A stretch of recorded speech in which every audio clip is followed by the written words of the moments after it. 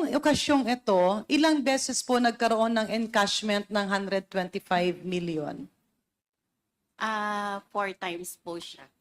4 times. Sabay-sabay po yun? Buo yung 125 million or kinukuha as the need arises or base dun sa pangangailangan?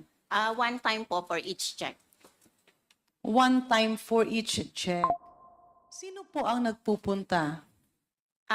Mismong payee po. Miss Gina Vicky. Acosta. So ilang tao ang napansin ninyo na bumubuhat nung isang bag? 2. So 2 kada bag. Etong okasyong ito, ilang beses po nagkaroon ng encashment ng 125 million?